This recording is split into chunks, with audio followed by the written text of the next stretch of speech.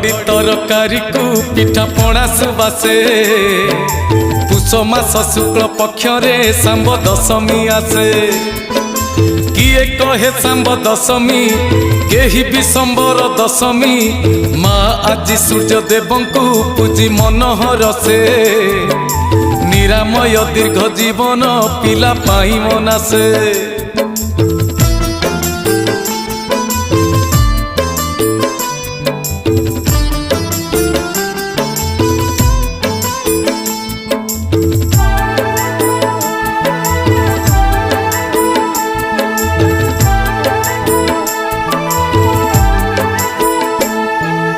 अरुआ पिठौ झोटी रे आंकी